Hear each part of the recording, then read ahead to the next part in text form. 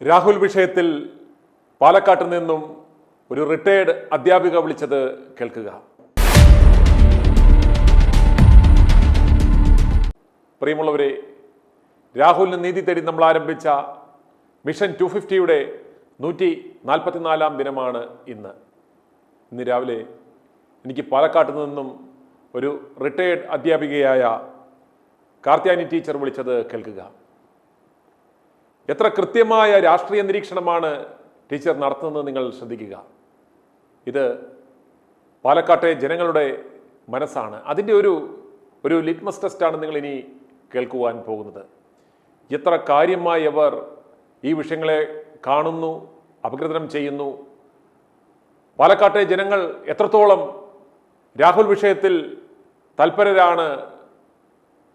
രാഹുൽ ഇത്തവണ നിന്നില്ലെങ്കിൽ യാതൊരു കാരണവശാലും അവർ കോൺഗ്രസിന് വോട്ട് ചെയ്യത്തില്ല എന്നൊരു നിലപാടിലാണ് പാലക്കാട്ടുള്ള കോൺഗ്രസ് പ്രവർത്തകർ. ടീച്ചറുടെ വാക്കുകളിലേക്ക്. ഞാൻ പാലക്കാട്ടിൽ നിന്നാണ്. റിട്ടയർഡ് അധ്യാപികയാണ്. നേരത്തെ എന്തോ സംസാരിച്ചിട്ടുണ്ട്. എനിക്ക് അറിയാൻ വയ്യാത്ത ചോദിക്കുകയാണെങ്കിൽ രാഹുല് എന്ത് പറഞ്ഞിട്ട് ഇരിക്കുകയാണെന്ന് എനിക്ക് ഇപ്പൊ തോന്നുന്നുണ്ട്. കോൺഗ്രസ്സുകാർ ഇയാളെ തിരിച്ചെടുക്കും എന്നുള്ള വിശ്വാസത്തിലാണോ ഇരിക്കുന്നത്? തെറ്റിപ്പോയി. ഇവനെ വീണ്ടും തിരിച്ചെടുക്കാന്ന് വിശ്വസിപ്പിച്ചിട്ട് ഇരിക്കായിരിക്കോ? അങ്ങനെ ഒരു വിശ്വാസത്തിലായിരിക്കും. സ്ഥാനാർത്ഥി പട്ടിക പ്രഖ്യാപനത്തിന്റെ അന്ന് വരെ നോക്കിയിരിക്കാവുന്ന ഒരു രീതിയിലായിരിക്കും അതൊക്കെ ഇരിക്കുന്നത്. അല്ലാതെ യാതൊരു സാധ്യതയും നമ്മൾ കാണുന്നില്ല. ഇവന് സ്വതന്ത്രമായിട്ട് മത്സരിച്ചുകൂടെ ഇത്രയും ഈ ജനലക്ഷങ്ങള്, ഈ ലോകത്തെമ്പാടുള്ള മലയാളികള് ഐക്യകണ്ഠേന ഇവന് സപ്പോർട്ട് ചെയ്യുമ്പോ ഇവൻ എന്താ വേണ്ടത്? അപ്പൊ നമ്മളൊക്കെ വിഡ്ഢികളായില്ലേ എന്നാ ഞാൻ ചോദിക്കണേ. എനിക്ക് രാത്രി കിടന്നിട്ട് പോലും ഉറക്കൂല. ഇത്രയും ഈ അമ്മമാരും സഹോദരിമാരും വിളിച്ച് പറയുന്നത് ഈ രാഹുൽ ചെവിക്കൊള്ളുന്നില്ല എന്ന് തോന്നുമ്പോ നമുക്ക് വല്ലാത്ത മനപ്രയാസമാണ്. പാലക്കാട് സ്വതന്ത്രനായി നിൽക്കില്ലെങ്കിൽ ഇവന്റെ ഭാവി പോയി, ഇതോടെ പോയി. ടീച്ചർക്ക് എന്ത് തോന്നുന്നു? പാലക്കാട് രാഹുൽ സ്വതന്ത്രനായിട്ട് നിന്നാൽ ടീച്ചറിന്റെ ഒരു അഭിപ്രായം എന്താ? ടീച്ചറിന്റെ എന്ന് വെച്ചാൽ എനിക്ക് കുറെ ബന്ധുക്കളുണ്ട് ഈ പാലക്കാട്. ഞാൻ നെന്മാറയ്ക്ക് അടുത്താണ്. പാലക്കാട് എന്റെ ബന്ധുക്കള് അവരെല്ലാവരും കഴിഞ്ഞ പ്രാവശ്യം ഞങ്ങൾ ജയിപ്പിച്ചതല്ലേ രാഹുലിനെ. അപ്പൊ എന്തുകൊണ്ട് സ്വതന്ത്രനായിട്ടെങ്കിലും നിൽക്കുന്നില്ല? അവരെല്ലാം സപ്പോർട്ട് ചെയ്ത് ഒരു 50 വോട്ടെങ്കിലും എന്റെ ബന്ധുക്കള് പാലക്കാട് ആ മണ്ഡലത്തിലുണ്ട്. ഇനിയാന്ന് കൂടെ ഞങ്ങള് സംസാരിച്ച് വേറൊരു മരണ വീട്ടിൽ പോയിട്ട് ഞങ്ങൾ അവിടെ സംസാരിച്ചപ്പോ പറയണ എല്ലാവരും സ്വതന്ത്രനായി നിന്ന് കഴിഞ്ഞാല് രാഹുലിന് തന്നെ അവിടെ വിജയസാധ്യത എന്നാണ് പറയുന്നത്. അപ്പൊ ഇവൻ നിന്നില്ലെങ്കിൽ ഇനി 5 വർഷം കഴിഞ്ഞിട്ട് തിരിച്ചു വിളിക്കാന്ന് പറയണെങ്കിൽ ഇവന്റെ ഈ സപ്പോർട്ട് ചെയ്ത ആൾക്കാർ മുഴുവൻ ഇവനെതിരാകും, വോട്ട് കൊടുക്കില്ല. അപ്പൊ അത് രാഹുൽ മനസ്സിലാക്കിയേ കൊള്ളാം. ഇതോടുകൂടി ഇപ്പം സ്വതന്ത്രനായിട്ടെങ്കിലും നിന്നില്ലെങ്കിൽ രാഹുലിന്റെ രാഷ്ട്രീയ ഭാവി അതോടുകൂടി തീരുകയല്ലേ? പോകും തീർച്ച. കാരണം അത്രയും ജനങ്ങളും മനസ്സിൽ തട്ടിക്കൊണ്ടാണ് ഇവനെ സപ്പോർട്ട് ചെയ്തിട്ട് സ്വതന്ത്രനായിട്ട് അവിടെ മത്സരിക്കാൻ വേണ്ടിയിട്ട് ഓരോരുത്തരും സപ്പോർട്ട് ചെയ്യുന്നത്. അപ്പൊ ഈ വാക്ക് ജനങ്ങളാണ് അവനെ ജയിപ്പിക്കുന്നത്. മനസ്സിലായില്ലേ? അപ്പൊ ജനങ്ങളുടെ വാക്ക് രാഹുൽ എടുത്തിട്ടില്ലെങ്കിൽ ഇനി 5 വർഷം കഴിഞ്ഞിട്ടല്ല 10 വർഷം രാഹുൽ നിന്നാലും ജയിക്കില്ല, യാതൊരു സംശയമില്ല. ഇപ്പോൾ ഈ പിഷാരടി അവിടെ നിർത്താൻ വേണ്ടി കോൺഗ്രസ്സുകാർ പ്ലാൻ ചെയ്യുന്നു കേൾക്കുന്നത്. ഇത് കേൾക്കുമ്പോൾ ടീച്ചർക്ക് എന്താ തോന്നുന്നത്? സാധ്യത എന്തെങ്കിലും ഉണ്ടോ? പിഷാരടി ഇയാൾക്ക് രാഷ്ട്രീയമായിട്ട് വല്ലതും അറിയോ? പിഷാരടിക്ക് കോമഡി. അയാളെ ആ ഫീൽഡില് നമ്മള് അയാളെ സ്നേഹിക്കണു, ബഹുമാനിക്കണു, നമുക്ക് ഇഷ്ടമാണ്. പക്ഷേ രാഷ്ട്രീയപരമായിട്ട് പിഷാരടിക്ക് അവിടെ എന്ത് ചെയ്യാൻ കഴിയും? ഈ രാഹുല് ഓരോ മണ്ഡലത്തിലും കയറി ചെന്ന് പ്രവർത്തിച്ചിട്ട് ഓരോരുത്തരുടെ കാര്യങ്ങൾ പരിഹരിക്കാനും ജനങ്ങളോടുള്ള അവന്റെ ആ സമീപനവും എല്ലാം കൊണ്ടാണ് അവിടുത്തെ ആൾക്കാർ അവനെ ഇഷ്ടപ്പെടുന്നത്. ഇത്രയും ആൾക്കാർ മുറവഴി കൂട്ടിയിട്ട് ഇവൻ സ്വതന്ത്രനായിട്ടെങ്കിലും അവിടെ നിന്നില്ലെങ്കിൽ ഇനി ഒരു ഇലക്ഷൻ പറഞ്ഞിട്ട് അടുത്തത് ഇനി 5 വർഷം കഴിഞ്ഞിട്ടല്ല 10 വർഷം കഴിഞ്ഞാലും രാഹുൽ ജയിക്കില്ല. കാരണം അത്രയും മനസ്സിൽ തട്ടിക്കൊണ്ടാണ് ഓരോരുത്തരും വിളിക്കുന്നതും അവനെ സപ്പോർട്ട് ചെയ്യുന്നതും. അപ്പൊ ഇതൊന്നും രാഹുൽ കേൾക്കുന്നില്ലേ എന്നാണ് ഞാൻ ചോദിക്കുന്നത്. അതുപോലെ ഈ സരിനെ, ഈ ഇടതുപക്ഷത്തെ സരിനെ അവിടെ നിർത്താൻ സാധ്യതയില്ല, അതിൽ സരിന് വലിയ വിഷമമാണ്. ഈ സരിന്റെ ഒരു എങ്ങനെയാണ് നിങ്ങൾ പാലക്കാടുകാർ സരിനെയും ഈ രണ്ടുപേരും? ഞങ്ങൾക്കറിയാം, ഞങ്ങളുടെ എന്റെ ഹസ്ബൻഡ് SI ആയിട്ട് റിട്ടയർഡ് ആയതാണ്, അവരുടെ ഒപ്പം വർക്ക് ചെയ്താണ് സരിന്റെ ഭാര്യയുടെ അച്ഛൻ. അപ്പൊ സരിനെ കുറിച്ച് നന്നായിട്ട് അറിയാം. അവൻ എന്ത് ചെയ്യാൻ അവിടെ നിന്ന് കഴിഞ്ഞാൽ തോറ്റ് തുന്നമ്പാടേ ഉള്ളൂ. ഇവരൊക്കെ കൂട് വിട്ട് കൂട് മാറുന്ന കക്ഷികളല്ലേ. അതാണ് പറയുന്നത്. അപ്പൊ അതിൽ വിശ്വാസമില്ല സരിനെ കുറിച്ചിട്ട്. അതൊരു പിന്നെ അഭിപ്രായമില്ല സരിനെ കുറിച്ചിട്ട്, നല്ല അഭിപ്രായമില്ല. അതുപോലെ ഇത് ശരിക്ക് BJPക്ക് ഗുണമുണ്ടാകുവാൻ വേണ്ടി ഈ കോൺഗ്രസ് നേതാക്കന്മാര്, അതായത് രാഹുലിന് പകരം ഇതുപോലുള്ള ഏതെങ്കിലും ഒരു ജോക്കറിനെ നിർത്തി കഴിഞ്ഞാൽ ഇത് BJPക്ക് ആ മണ്ഡലം പോകാൻ സാധ്യതയുണ്ടോ? അതിനുള്ള തീർച്ചയായിട്ടും. പിന്നെ പിഷാരടി അവിടെ നിന്ന് കഴിഞ്ഞാൽ ശോഭ സുരേന്ദ്രൻ അവര് നല്ലൊരു പ്രാസംഗികയാണ്, തീപ്പൊരി നേതാവാണ്. എനിക്ക് വളരെ ഇഷ്ടമാണ് അവരുടെ പ്രസംഗം കേൾക്കാനും പിന്നെ അവരുടെ അഭിപ്രായങ്ങൾ കേൾക്കുന്നതിൽ എനിക്ക് വളരെ സന്തോഷമാണ്, എനിക്ക് ഇഷ്ടമാണ്, എനിക്ക് അത്രയ്ക്ക് ഇഷ്ടമാണ് പിന്നെ ശോഭ സുരേന്ദ്രനെ. പക്ഷേ പിന്നെ അവിടെ കോൺഗ്രസിൽ രാഹുൽ നിൽക്കുകയാണെങ്കിൽ രാഹുൽ തന്നെ ജയിക്കുള്ളൂ. മനസ്സിലായില്ലേ? ജനങ്ങളുടെ അത്രയും സപ്പോർട്ടുണ്ട്. പിന്നെ അവനെ എടുത്തുയർത്തും അവൻ സ്വതന്ത്രനായിട്ട് അവിടെ വന്നു കഴിഞ്ഞാല്. ഒരുപക്ഷെ കോൺഗ്രസ് സ്ഥാനാർത്ഥിയായിട്ട് വിജയിപ്പിച്ചതിലും കാരണം രാഹുലിന് വേണ്ടി ഏറ്റവും കൂടുതൽ സംസാരിക്കുന്നത് BJPക്കാരായ അമ്മമാരും അതുപോലെ ഇടതുപക്ഷ ആളുകളുമാണ്. അന്നേരം ചുരുക്കം പറഞ്ഞാൽ കഴിഞ്ഞ പ്രാവശ്യം കിട്ടിയാലും ഒരു ഭൂരിപക്ഷം തന്നെ കിട്ടാൻ സാധ്യതയില്ല സ്വതന്ത്രമായിട്ട് നിന്നാൽ. ഭൂരിപക്ഷം കിട്ടും. ശോഭ മികച്ച പിന്നെ എന്താ പറയുന്ന പിന്നെ പ്രാസംഗികയാണ്, നല്ല കഴിവുള്ള സ്ത്രീയാണ് ശോഭ സുരേന്ദ്രൻ. പക്ഷേ ഈ രാഹുല് ഈ രംഗത്ത് ഇറങ്ങുകയാണെങ്കിൽ ശോഭ സുരേന്ദ്രന് അവിടെ വിജയിക്കാൻ സാധ്യത കുറവാണ്. ഇല്ലെങ്കിൽ രാഹുലിന് പകരം വേറെ ആരെങ്കിലും ഇറക്കിയാൽ, രാഹുലിന് പകരം വേറെ ആരെങ്കിലും ഇറക്കിയാൽ ശോഭ തന്നെ ജയിക്കുള്ളൂ. അതിന് യാതൊരു സംശയമില്ല. കോൺഗ്രസിന്റെ മറ്റേത് നേതാക്കന്മാരെ അവിടെ നിർത്തി രാഹുൽ അല്ലാതെ കോൺഗ്രസിലെ വേറെ ഏത് നേതാക്കന്മാരവിടെ നിന്ന് കഴിഞ്ഞാലും പിന്നെ അവിടെ ജയിക്കില്ല, ശോഭ തന്നെ ജയിക്കുള്ളൂ. അതിന് യാതൊരു സംശയമില്ല. ഇപ്പൊ ഒരു സഹതാപ തരംഗമുണ്ട് ഈ രാഹുലിന്റെ പേരില്. അത് പിന്നെ യുവജനങ്ങളും അമ്മമാരും സഹോദരിമാരും എല്ലാം രാഹുലിന് സപ്പോർട്ടാണ്. അപ്പൊ ഈ ചാൻസ് നോക്കിയിട്ട് അവിടെ സ്വതന്ത്രനായിട്ടെങ്കിലും അവൻ നിന്നിട്ടുണ്ടെങ്കിൽ തീർച്ചയായിട്ടും അവൻ ജയിക്കും. ഇപ്പൊ എന്ത് പറഞ്ഞിട്ട് ഇവൻ കാത്തിരിക്കണോ? ഇവര് പിന്നെ ഞങ്ങൾ വിളിക്കാന്ന് പറഞ്ഞിട്ട് അവസാനം ഇവനെ തഴിയും ചെയ്യും. ഇവന് പ്രചരണം അവിടെ നടത്താൻ കഴിയൂല. അപ്പൊ അവന്റെ ഭാവി അധോഗതിയായി. ആ സൂത്രത്തിലാണ് ഇവര് നീങ്ങണമെന്നാണ് എനിക്ക് തോന്നുന്നത്. ആശ കൊടുത്തിട്ട് അവസാനം ഇവനെ തഴയും. ഇവനവിടെ പിന്നെ രംഗത്തിറങ്ങാനും പറ്റില്ല. ഇപ്പൊ വിളിക്കും, നാളെ വിളിക്കും, ഇന്ന് കയറ്റും, നാളെ കയറ്റും പറഞ്ഞിട്ട് ഇരിക്കും ചിലപ്പോ. എനിക്ക് അങ്ങനെയാ തോന്നുന്നത്. ഇവനെ പറഞ്ഞ് പറ്റിക്കായിരിക്കും. അതുപോലെ അതെന്തിനാ ഈ മറ്റുള്ളവരുടെ അഭിപ്രായം കേൾക്കണ? ജനങ്ങളല്ലേ ഇവനെ ജയിപ്പിക്കേണ്ടത്. അല്ലാണ്ട് ഈ പിന്നെ സതീശനും ചെന്നിത്തലയും മറ്റേ മുരളീധരനൊന്നും അല്ലല്ലോ. ജനങ്ങളല്ലേ വോട്ട് ചെയ്ത് ജയിപ്പിക്കേണ്ടത്. അപ്പൊ പിന്നെ ജനങ്ങളുടെ അഭിപ്രായം മാനിക്കുക, അതാണ് വേണ്ടത്. ഇനിയൊരു അവസരത്തില് രാഹുൽ ഇനി 5 വർഷം കഴിഞ്ഞിട്ട് ഇലക്ഷൻ വന്നിട്ട് നിൽക്കുമ്പോഴേക്കും ഇവന്റെ ഭാവി പോകും ചെയ്യും. ഇവനൊട്ടും ഈ രംഗത്ത് വരെ നിലനിൽക്കാൻ സാധിക്കുന്ന എനിക്ക് തോന്നുന്നില്ല. ഈ സതീശൻ ഇപ്പൊ നടത്തുന്ന ഈ യാത്ര കൊണ്ട് UDF എന്തെങ്കിലും പ്രയോജനം കിട്ടുന്ന ടീച്ചർ കരുതുന്നുണ്ടോ? ഇതെന്ത് യാത്രയാണ്? തേൻകണി യാത്ര. നമ്മൾ പറഞ്ഞ തേൻകണി യാത്ര പൂരത്തിന് പിന്നെ തേര് പൊക്കിക്കൊണ്ടു പോണ പോലെ പിന്നെ സതീശനെ തോളിലേറ്റിയിട്ട് കുറെ ആൾക്കാർക്ക് വൈകുന്നേരം ആകുമ്പോ കുപ്പിയും ബിരിയാണിയും വാങ്ങിക്കൊടുത്ത് അവര് തോളിലേറ്റി നടക്കുക. അല്ല, ഇത് കാണുമ്പോൾ ജനങ്ങൾക്ക് ഇവനെ വോട്ട് ചെയ്യാൻ തോന്നുവോ?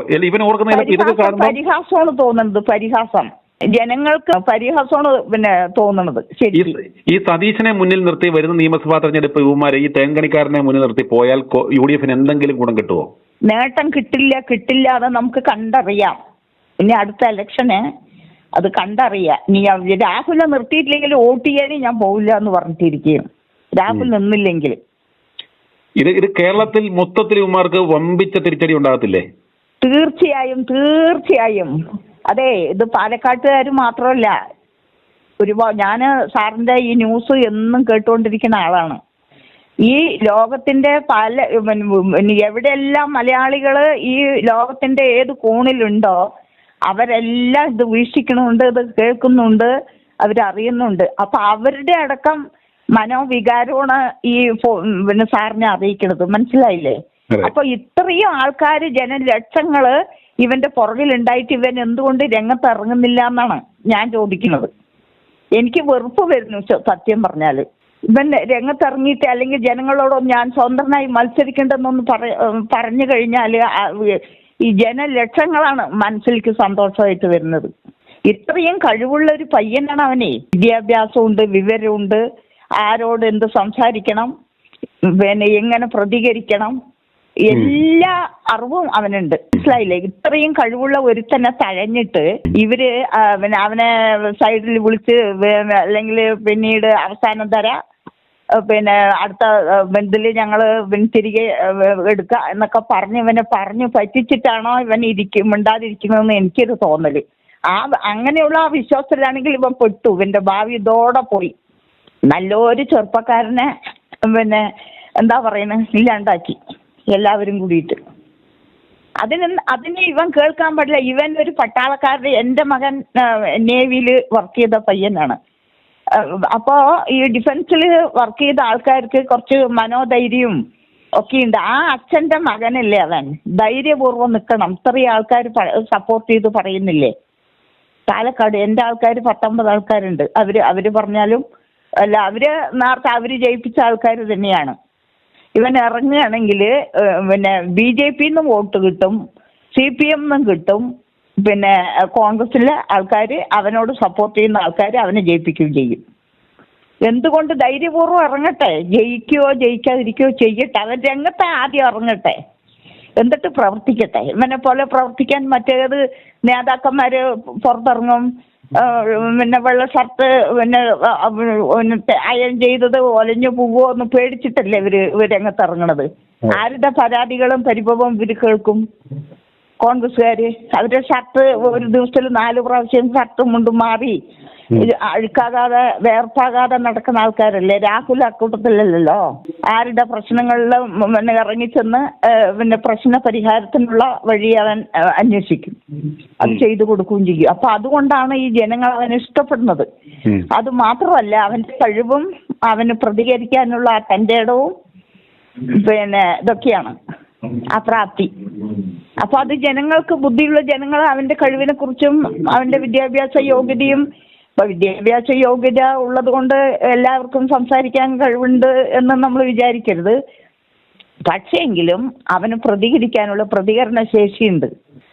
കോൺഗ്രസിന്റെ ഭാവി ഈ ചെറുപ്പക്കാരുടെ കയ്യിലാണ് ഇനിയുള്ളത്. ഇവർക്കൊക്കെ തുറ്റി വെറുതെ ഇരുന്നൂടെ? ഒരു ഭാഗത്ത് ഇരുന്നിട്ട് യുവതലമുറ മുന്നോട്ട് വരട്ടെ, അവര് പ്രവർത്തിക്കട്ടെ. അല്ലെങ്കിൽ എന്ത് രക്ഷ ഈ കേരളത്തിന്? സതീശൻ മുഖ്യമന്ത്രിയായിട്ട് ഇവിടെ എന്തോ അലത്താനാണ്? കോൺഗ്രസ് തോറ്റോട്ടെ, എനിക്ക് പ്രതിപക്ഷത്തിരുന്ന് കിട്ടേണ്ട വിഹിതം വാങ്ങിക്കുക എന്താണ് സതീശൻ വിചാരിച്ചിരിക്കുക? മനസ്സിലായില്ലേ? പിണറായിയുടെ ഇതും പറ്റി, കാശും പറ്റിയിട്ട് വിഹിതവും പറ്റി പ്രതിപക്ഷത്തിരുന്നു കൊണ്ട് സമ്പാദിക്കുകയും ചെയ്യുക, പ്രതിപക്ഷ നേതാവാണെന്ന് പറയുകയും ചെയ്യാം. എന്നിട്ട് വല്ല കാര്യമുണ്ടോ? പ്രതികരണ ശേഷി വല്ലതും ഉണ്ടോ? എന്നിട്ട് ഇതിന്റെ പണി എന്താ? Deal fixing. കന്റോൺമെന്റ് ഹൗസില് കുടുംബത്തെ പോലും താമസിക്കാതെ ഡീൽ ഫിക്സിംഗ് ആണ്. വിദേശത്തുള്ള സകല തീവട്ടികളുടെയും പരിപാടികളുമായിട്ട് ഡീൽ ഫിക്സിംഗ് നടത്തി ആയിരക്കണക്കിന് കോടി സമ്പാദിച്ച് ഇവൻ PR എക്സസൈസ് നടത്തുന്ന. ഞങ്ങൾ പറഞ്ഞത് എത്ര കറക്റ്റായെന്ന് നോക്കി. പിണറായിക്ക് തുടർ ഭരണം ഒരുക്കുവാൻ വേണ്ടി മാത്രം ഒരുക്കിയ ഇവന്റെ ചതിയാണ്. അന്ന് ഉമ്മൻചാണ്ടി സർക്കാരിന്റെ ഭരണം 2016 കളഞ്ഞു. 2021 AICCയുടെ പൈസ മുക്കി ഏതാണ്ട് 10-35 സീറ്റുകളിലധികം, എല്ലാം 3000 വോട്ടിലധികമാണ് തോറ്റത്. ഇതിന്റെ എല്ലാം കാരണക്കാരൻ 2026 ഇവൻ ഈ പാർട്ടിയെ മുക്കിക്കൊല്ലാൻ വേണ്ടി നിൽക്കുന്നിട്ട് പോലും ഈ കോൺഗ്രസ്സുകാർക്കും ഈ നേതാക്കന്മാർക്കും ഇത് മനസ്സിലാകുന്നില്ലോ എന്ന് ഓർക്കുമ്പോഴാണ് നമുക്ക് ഇത്രയും വിഷമം. സാറേ, ഈ രാഷ്ട്രീയത്തില് എന്തിനാ ഇടിച്ചു കുത്തി ആരാ ഇറങ്ങുന്നത്?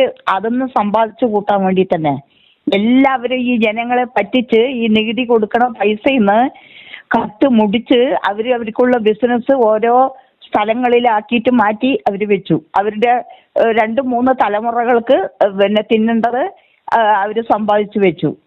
സാധാരണ ജനങ്ങൾക്ക് എന്താണ്, എല്ലാറ്റിനും വില കൂടി ജീവിക്കാൻ മാർഗമില്ലാണ്ട് നട്ടം തിരിയാണ് ആൾക്കാർ. അപ്പൊ അവർക്ക് വേണ്ടതെല്ലാം അവർ സമ്പാദിച്ചു വെച്ചു. ഇനിയിപ്പോ സതീശന് പ്രതിപക്ഷത്ത് ഭരണം കിട്ടിയില്ലെങ്കിലും എന്തായാലും മുഖ്യമന്ത്രി സ്ഥാനം കൊടുക്കില്ല എന്നറിയാം. സതീശൻ ഈ പ്രതിപക്ഷ നേതാവിന്റെ സ്ഥാനത്തിരുന്ന് മുക്കിയ പണം പുനർജനനി തട്ടിപ്പിലൂടെ ഉണ്ടാക്കിയ ആയിരക്കണക്കിന് കോടി, മറ്റുള്ള ഇടപാടുകളിലൂടെ ഉണ്ടാക്കിയ ആയിരക്കണക്കിന് കോടി, അന്നേരം ഈ പണം എല്ലാം കൂടെ ഇവനിനി ഇവന്റെ ശിഷ്ടജീവിതം ഇനി ഇത്രയ്ക്കിത്രയല്ലേ ഉള്ളൂ. അന്നേരം വനവാസത്തിനെന്ന് പറഞ്ഞിട്ട് ഇവനൊരു വെക്കേഷന് പോവാ, ഇവൻ കുടുംബസമേതം ഇവൻ വിദേശത്തേക്ക് കടക്കും, ഇവൻ സുഖിക്കും. കോൺഗ്രസിനെ വെള്ളത്തിൽ മുക്കിയിട്ട് ഇവൻ ഞാൻ വനവാസത്തിന് പോവാന്ന് ഞാൻ നേരത്തെ പറഞ്ഞില്ലേ, ഞാൻ പോവാന്ന് പറഞ്ഞിട്ട് ഇവനും കുടുംബവും അടക്കം ഈ കൊള്ളമുതലുമായിട്ട് ഇവൻ രാജ്യം വിടും. ആർക്ക് പോയി? അതിൽ ഈ സമ്പാദിച്ചതിൽ നിന്നാണ് പൈസ എടുത്തിട്ട് PR വർക്കിന് വേണ്ടി കൊടുക്കുന്നത്. മനസ്സിലായില്ലേ? ഇത്രയും അധികം കോടി രൂപ ഒന്നോർത്ത് നോക്കി. ഈ തെണ്ടി കുത്തുപാള എടുത്ത് 10 കൊല്ലമായിട്ട് ചൊറിയും കുത്തിരിക്കുന്ന ഇവന്മാര് ഓരോ സ്ഥലങ്ങളിലും ഇവന്റെ തേൻകണി യാത്രയ്ക്ക് എത്ര കോടിയാണ് ഓരോ സ്ഥലങ്ങളിലും ചെലവാക്കുന്നത്. ഒന്നോർത്ത് നോക്കിയേ. അയാൾക്ക് നഷ്ടമില്ലല്ലോ, അവന് നഷ്ടമില്ലല്ലോ. കാരണം ജനങ്ങള് കൊടുക്കുന്ന പൈസന്ന് വിഹിതം പറ്റി സമ്പാദിച്ചതല്ലേ. ദേഹം അധ്വാനിച്ചുണ്ടാക്കണം. അധ്വാനിച്ചിട്ട് ഉണ്ടാക്കി കഴിയുമ്പോ ആ പൈസയുടെ വില അറിയും. ഇത് ചുളിവിൽ സമ്പാദിച്ച പൈസ കൊടുക്കുക PR വർക്കിന്. അപ്പൊ പിന്നെ തോളിലേറ്റ് തലയിലേറ്റ് എന്ത് വേണമെങ്കിലും ചെയ്യും. അവർക്ക് വേണ്ടതെല്ലാം അവര് സമ്പാദിച്ചു വെച്ചിട്ടുണ്ട്. മനസ്സിലായില്ലേ? എന്നിട്ട് ഈ പൈസയിൽ നിന്ന് എടുത്തിട്ട് മറ്റുള്ളവർക്ക് കൊടുത്തിട്ട് തോളിലേറ്റിപ്പിക്കുക, തലയിലേറ്റിപ്പിക്കുക. ഇത് കണ്ട ജനം ചിരിക്കുക ചെയ്യുന്നത് ഇവന്റെ ഭ്രാന്ത് കണ്ടിട്ട്. ഇങ്ങനെ മനുഷ്യരെ ദ്രോഹിച്ചിട്ട് പിന്നെ ഭരണത്തിൽ ഇരുന്നിട്ട് പ്രതിപക്ഷത്തിൽ ഇരുന്നിട്ട് കാര്യമില്ല. ആ കുഴൽനാടൻ ആദ്യം എത്ര പ്രതികരിച്ച വ്യക്തിയാണ് കുഴൽനാടൻ. സത്യം പറഞ്ഞാൽ കുഴൽനാടനെതിരെയുള്ള ഈ കേസുകൾ ഇനിഷ്യേറ്റീവ് ചെയ്യിപ്പിച്ചത് പോലും, അതായത് ഒന്നോർത്ത് നോക്കി, എനിക്കെതിരെ ഞാൻ സതീശനെ വിമർശിച്ചു എന്ന കാരണത്താൽ എനിക്കെതിരെ ഈ പിണറായിയുടെ പോലീസ് 4 ജാമ്യമില്ലാ വകുപ്പിട്ടാണ് എനിക്കെതിരെ കേസെടുത്തു ഒറ്റ മാസത്തിനുള്ളില്. ഇവര് രണ്ടും ഒന്നാണെന്നുള്ളതിന്റെ ഏറ്റവും വലിയ തെളിവല്ലേ അത്? അവര് ഏകോദര സഹോദരങ്ങളാണല്ലോ. പ്രതികരിക്കുന്ന ആൾക്കാരെ മുഴുവൻ അവിടെ അടിച്ചിട്ട് ആ കുഴൽനാടൻ പിന്നെ എത്ര നന്നായിട്ട് സംസാരിക്കുന്ന ആളായത്. ഒരു കാലഘട്ടത്തെ കുറച്ചായപ്പോ പിന്നെ ആ ശബ്ദമേ ഇല്ല, കുഴൽനാടന്റെ ശബ്ദമില്ല. അടിച്ചവിടെ ഇരുത്തി. അല്ല, ഈ രാഹുലിന് ശേഷം ഏതെങ്കിലും ഒരു യുവ നേതാക്കന്മാര് വന്ന് പ്രതികരിക്കുന്നത് കണ്ടോ? ഇല്ല, ഒരിക്കലും ഇല്ല. ഇന്നലെ കണ്ടോ ഈ അബിൻ വർക്കി എന്ന് പറയുന്ന യുവനേതാവ് വന്ന് അതായത് ഒരു ചെറിയ എക്സാമ്പിൾ മാത്രം, അതായത് വയനാട്ടിലെ ആ ദുരന്തബാധിത പ്രദേശത്ത് നടത്തിയ ആ ടൗൺഷിപ്പ് പദ്ധതിയുമായി ബന്ധപ്പെട്ട അത് തന്നെ ഏതാണ്ട് ഒരു 600-650 കോടിയുടെ തട്ടിപ്പാണ് അയാൾ വെളിപ്പെടുത്തത്. സതീശന് ഇത് അറിയത്തില്ലേ? സതീശന് ഇതിന്റെ പങ്ക് പറ്റിയേക്കുന്നത് കൊണ്ടല്ലേ സതീശൻ മിണ്ടാതിരിക്കുന്നത്? അതുകൊണ്ട് തന്നെയല്ലേ നാവ് പൊങ്ങാത്തത് എന്തുകൊണ്ടാണ്? അന്നേരം ഇത് പറഞ്ഞ ചിലപ്പം ആ അബിൻ വർഗിക്ക് ചിലപ്പോ സീറ്റ് പോലും നിഷേധിക്കും ഈ കാരണത്താൽ. അതാ കുറെ പേര് ഈ പ്രതികരിക്കാൻ പറ്റാണ്ട് സീറ്റ് കിട്ടുമോ നോക്കാൻ വേണ്ടിയിട്ട് മനസ്സിൽ പ്രതികരിക്കണമെന്നുണ്ട്. പക്ഷെ അത് പ്രതികരിച്ചാൽ അവരുടെ സീറ്റ് കിട്ടില്ല. അത് പറഞ്ഞ് പേടിച്ചിട്ട് കോൺഗ്രസിലെ കുറെ ആൾക്കാരും പതുങ്ങിയിരിക്കുന്നുണ്ട്, മിണ്ടാതിരിക്കുന്നുണ്ട്, ഒന്നും പറയാതെ. അത് വോട്ടിലൂടെ തന്നെ നമുക്ക് അതിന്റെ പ്രതിഫലനം കാണാൻ കഴിയും ഇലക്ഷൻ കഴിയുമ്പോൾ. കോൺഗ്രസ് വരണം, അതന്നെ നമ്മുടെ ആഗ്രഹം. പക്ഷെ ഇവന്മാര് വേണ്ട. കൃത്യമായിട്ടും ആ 10 പേരുടെ പേര് ഞങ്ങൾ ഇന്ന് കൃത്യമായിട്ടും പറഞ്ഞാണ് ഇന്ന് ആ വാർത്ത ചെയ്തിരിക്കുന്നത്. അന്നേരം അത് ജനങ്ങൾക്ക് അവരാഗ്രഹിക്കുന്ന, കാരണം ജനങ്ങളുടെ ആ പൾസ് കിട്ടിയിട്ടാണ് നമ്മൾ അതുപോലൊരു വാർത്ത ചെയ്തത്. അവരവിടെ ഇരിക്കട്ടെ, അവരിരുന്നിട്ട് ഈ യുവ നേതാക്കള് മുന്നോട്ട് വരട്ടെ. അവർക്ക് കേരളത്തെ എങ്ങനെ മുന്നോട്ട് ഭരിച്ചിട്ട് മുന്നോട്ട് നയിക്കാൻ കൊണ്ടുപോകാൻ അവർക്ക് നല്ല പ്രാപ്തിയും കഴിവുമുണ്ട്. ഇനിയിപ്പോ എന്താണ്, ഖജനാവിൽ പൈസ ഇല്ല, ഒന്നുമില്ല. ഇത് എങ്ങനെ ശമ്പളം പെൻഷനും തരുന്നത് ഏത് രൂപത്തിലാണ് നമുക്ക് അറിയാൻ പറ്റില്ല. മനസ്സിലായില്ലേ? ഒന്നുമില്ല. കട്ടുമുടിച്ചിനിപ്പോ വല്ലതും ഉണ്ടോ? പേ കമ്മീഷന്റെ അടുത്ത സർക്കാരിന്റെ തലയിൽ വെച്ചിട്ട് ഇവര് മിണ്ടാതെ അവിടെ ഇറങ്ങും. അതന്നെ, ഒന്നുമില്ല, പൈസയില്ല. ഈ കേരളം മുടിഞ്ഞു. കട്ട് അവരുടെ തലമുറകൾക്ക് തിന്നാൻ വേണ്ടി ഉണ്ടാക്കി വെച്ചിട്ട് മുഴുവൻ നശിപ്പിച്ചു, കേരളത്തെ മുടിച്ചു. ഇനിയിപ്പോ ഇവര് ഭരണത്തില് വന്നു കഴിഞ്ഞാല് അതിന് ഈ യുവാക്കൾ വേണം. ഇതിനൊന്ന് കൺട്രോൾ ചെയ്ത് കൊണ്ടുപോകണമെങ്കിൽ യുവ നേതാക്കൾ വരണം. എങ്കിലും അവസാനമായിട്ട് ടീച്ചർക്ക് എന്താ പറയാനുള്ളത്? രാഹുലിനോട് പറയാനുള്ളത് എന്താണ്? രാഹുലിനോട് ഇവിടെ സ്വതന്ത്രനായി നിൽക്കാൻ പറയണം, നിൽക്കണവൻ. അതാണ് ഞങ്ങളുടെ ആവശ്യം. അല്ലെങ്കിൽ പിന്നെ ഈ ജന്മത്ത് ഇനി രാഹുൽ നിന്നാലും അവന് വോട്ട് കിട്ടില്ല. എനിക്ക് അത്രേ പറയാനുള്ളൂ. ഇത് മനപ്രയാസം കൊണ്ട് പറയാണ്. എല്ലാവർക്കും വിഷമമാണ്. ഇവൻ എന്താ മിണ്ടാതിരിക്കണ്, അല്ലെങ്കിൽ എന്താ രംഗത്ത് വരാത്തത് എന്നുള്ളത് എല്ലാവർക്കും മനസ്സിലുണ്ട്.